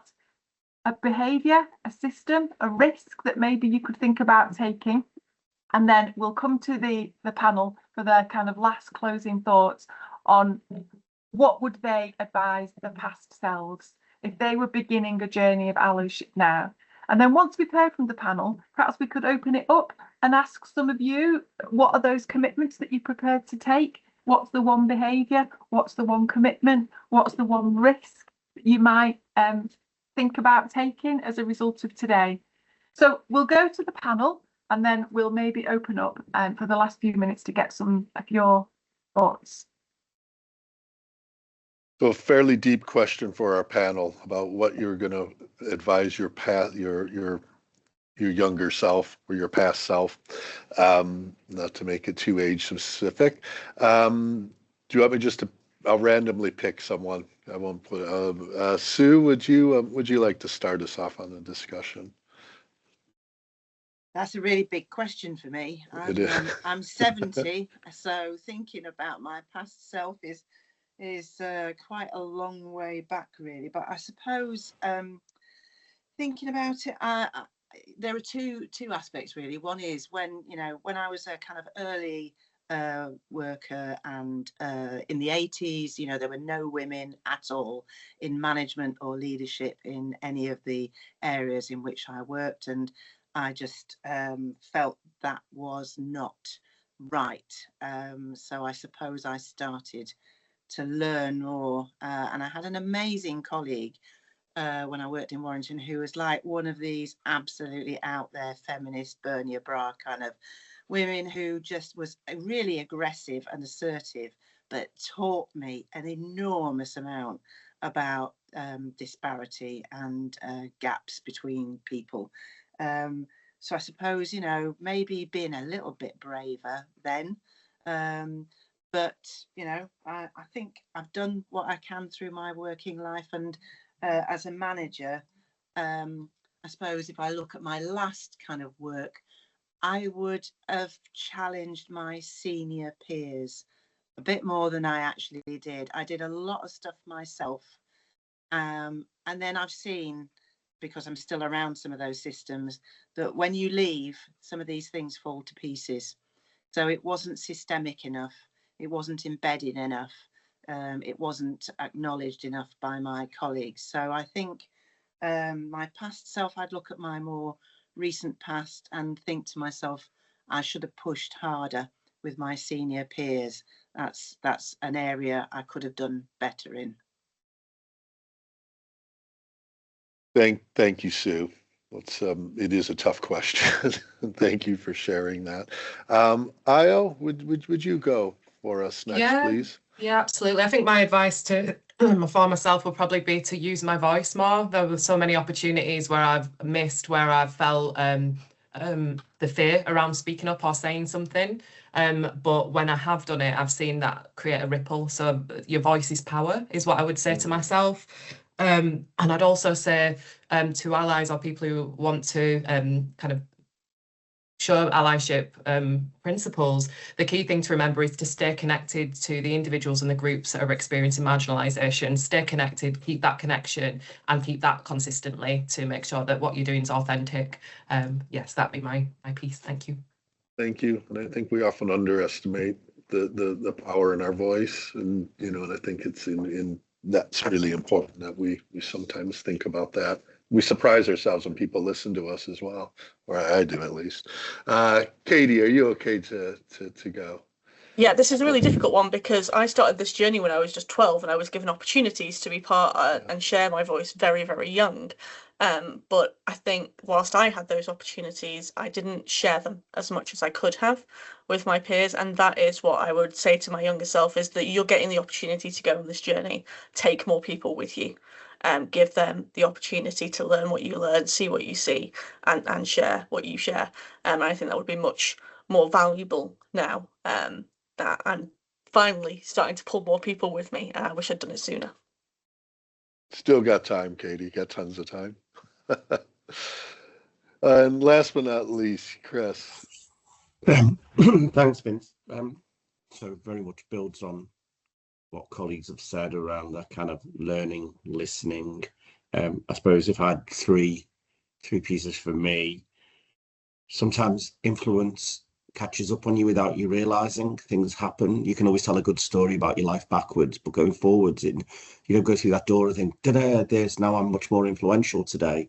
So checking on that, and much of allyship as picking up is around privilege and what you see, and you haven't realized that. So there's a kind of that constant check-in. So that'd be the first bit. The second bit is you'll get things wrong. I think I've thought long and hard about that, and a lot of learning I've done around kind of white savior, clumsy language, things like that. It talk to people, as understand that bit, and you will get things wrong, and that's natural. And I think, but equally don't let that put you off keeping that space. And then the final one is see this as a development piece, going back to the models, see this big development piece, and just from this experience that. Behavioral view on allyship was really kind of helpful around those three elements, and see that continually. And this for many people feels unnatural because of the fear, but it's also unnatural because we're not all given, kind of a set of abilities that everybody's got. So it will be some things will feel uncomfortable because you don't want to speak up, because you're naturally an introvert, and that doesn't feel you. Do talk all the time and you can't stop talking because that's you. So equally that will feel like you're over speaking. So use this as a development opportunity around, what does it kind of feel like to be on the end of you more broadly than just in this space. So thank you, Vince. Thank you, Chris. Very, very wise words. And I think Sue had said something earlier in the session around leaders thinking they need to understand and know everything. And I think that's a common mistake. And I suppose if I was asked this question, that would be the one I'd say is you can't possibly know everything and you don't, and you can't possibly understand everything and you don't. So ask questions and be brave, and kind of resonating with what you were saying, Chris. Thank you, panel. I think that's the last time you're put on the spot, so you can really appreciate that. So over to you, Melissa, to kind of bring us in on the final stretch here.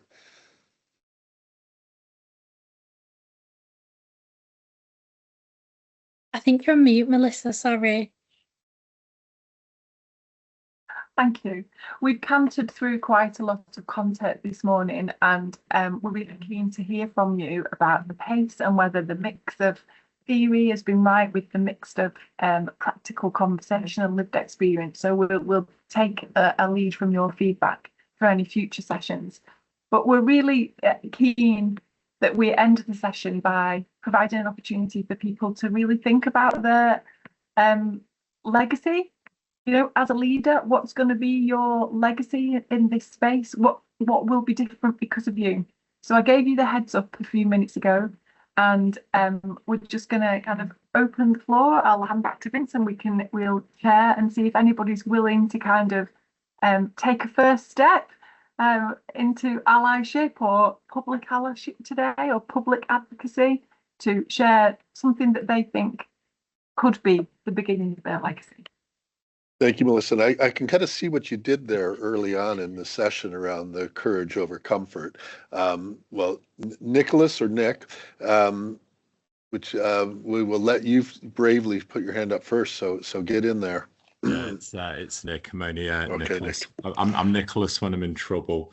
Yeah, it's like me. So, brilliant session. Thank you so much. A couple of things. One thing that's not very tangible, and another thing that is. So I think I'm kind of beating myself up a little bit after today's session, thinking about the times where I've been complicit just by maybe being a little bit complacent or tolerating the status quo. So I think my less tangible commitment is just to be really mindful of adopting a much more problem sensing approach in this space, and kind of really finding, you know, any window, any opportunity to kind of view my working world through this frame. So that's one less tangible commitment. The tangible thing is, ironically, I had an email about an hour ago from the RCN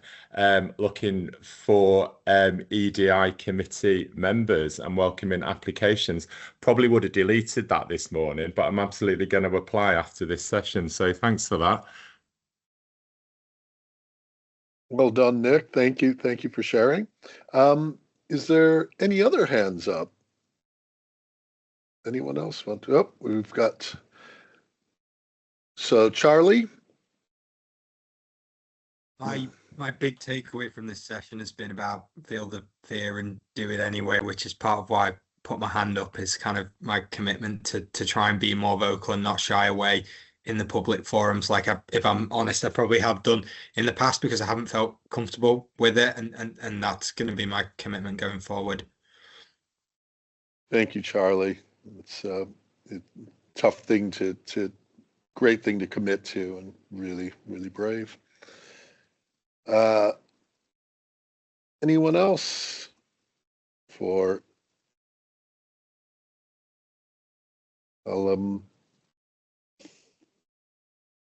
I'll take that as people are reflecting on things. I'm not going to force the issue, but I appreciate everyone's kind of participation so far. So I think we're at the kind of final sort of reflections on the day and closing remarks with this session and the evaluation. So a few things I'll just say to kind of wrap it up. I mean, I'm not sure I can do justice trying to summarize the day, and I won't try, but I think it has been amazing. It has been really giving us so much content and thought, in a lot of reflection. And certainly if you're like me, you're sat taking a lot away, thinking about it, challenging ourselves, thinking about what allyship means to us, what we need to do to kind of realize that in ourselves. I think the positive regard is absolutely something that, you know, there's things that naturally come to us, things that don't naturally come to us, and that reflection on feeling and thinking about that and acting on it, really important.